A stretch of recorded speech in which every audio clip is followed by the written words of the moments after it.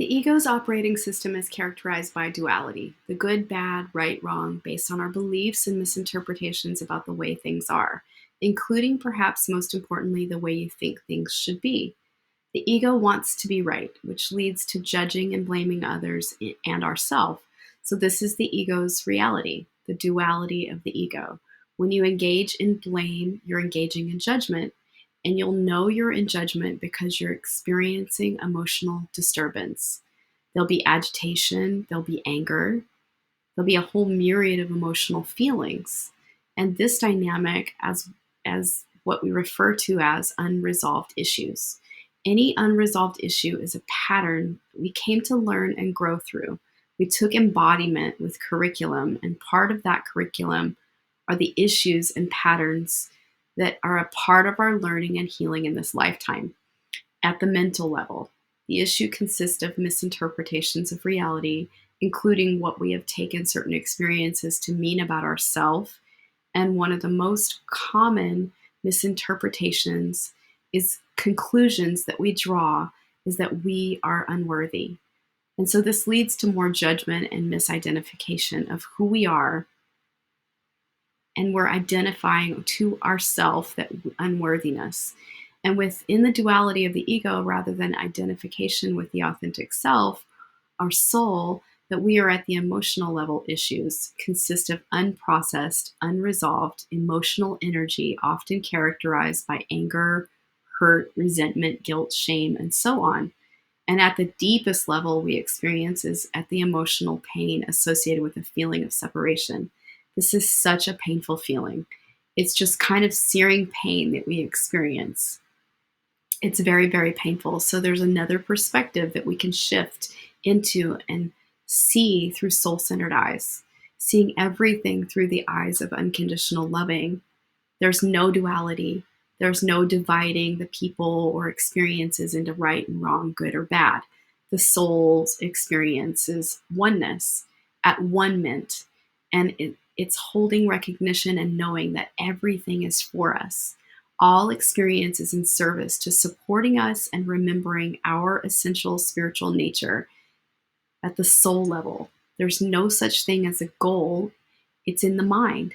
The mind engages in goals, in strategic thinking. The soul's nature is unconditionally loving. This way of being is characterized by the experience of peace, love, compassion, joy, wisdom, creativity, and more. Rumi speaks of this unconditionally loving, soul-centered approach through the field of unconditional love. So let's move into dissolving the barriers and releasing the judgments and healing the emotional upset. So it is essential to understand that almost all the emotional suffering you experience takes place in the ego-centered dimension. So operating in physical world reality where you exist within the limiting bounds of right and wrong is defined and perceived by you. So in order to alleviate such suffering, it may be well worth your while to consider the possibility that your current definitions and perceptions, which lead to judgments of yourself and others, are at the root of your mental anguish and emotional suffering. So the good news is that you can experientially test the possibility and observe the results. You can release the judgments you were holding and restore yourself to a place of peace. The method is what we refer to as compassionate self-forgiveness.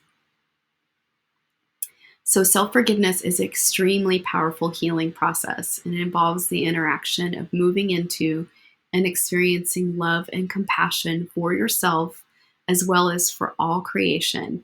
It's an antidote to the pain and separation that results from passing judgment. More than words, compassionate self-forgiveness is a process of releasing judgments that naturally result in the experience of loving. It recognizes that we are humans really doing the best we know how to do in any given moment at any time. Our performance falls short of our aspirations. Compassionate self-forgiveness provides a way of distinguishing and affirming and experiencing the loving essence of who you are, independent of your thoughts, feelings, and behaviors. All right, so we're going to go through and move into the practice. I invite you to get a journal or some paper to do this with. And remember to pause the video as we go through so you can work your process. All right, so center yourself in your loving and set your intention to look with the eyes and listen with the ears of your heart. Invoke your inner counselor, call spirit in. Always be aware that you are love's essence, calmly experiencing everything your personality or ego is going through, regardless of your current thoughts, feelings, or behaviors. Consciously look for the love inside of yourself. It's always present. Remember that you have all the inner resources necessary to effectively respond to your situation. And from a place of heartfelt loving and compassion, I invite you to explore the situation that has served as a triggering mechanism for the mental and emotional pain to come up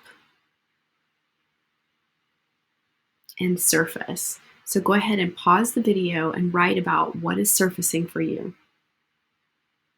All right, welcome back. I encourage you to give your feelings a voice on the paper. Pause and give your feelings a voice. Welcome back. Remember, you are not your thoughts, feelings, or behaviors. You are worthwhile and lovable, independent of any expressions or experiences.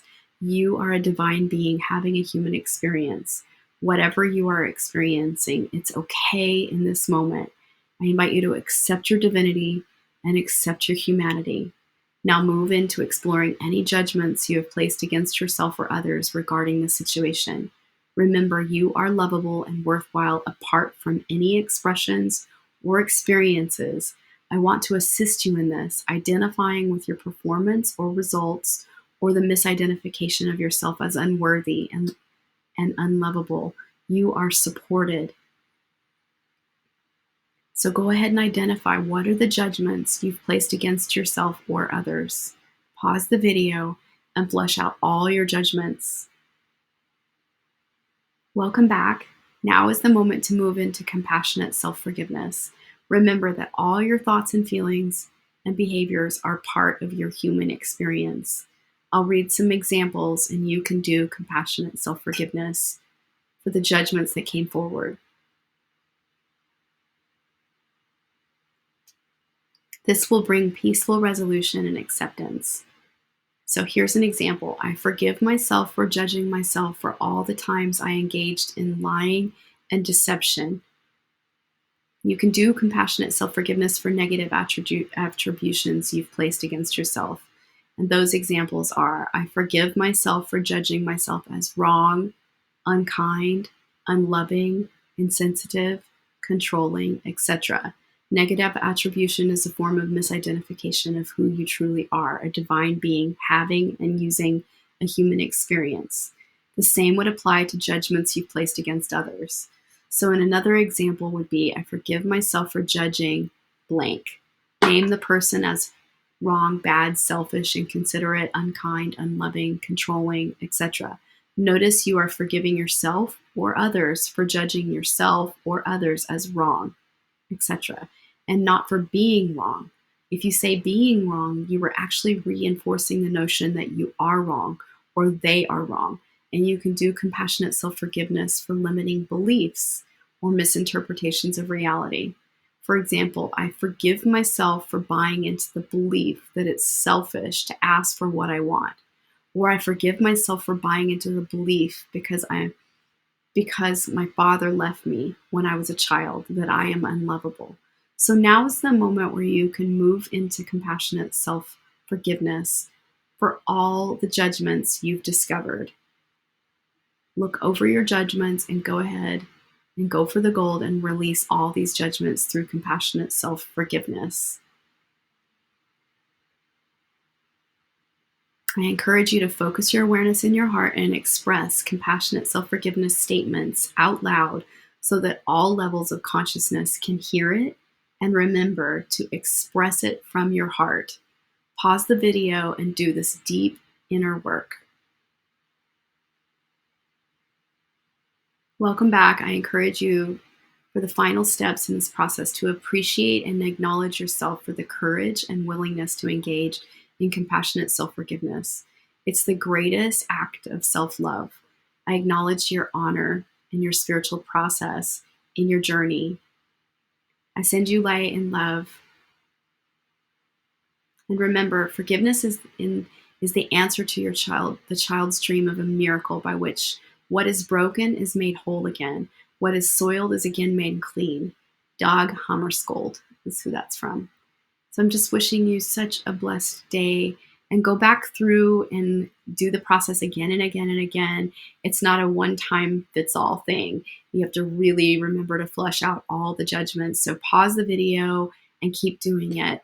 You're going to keep getting at a deeper and deeper and deeper level through these judgment release and applying compassionate self-forgiveness to yourself.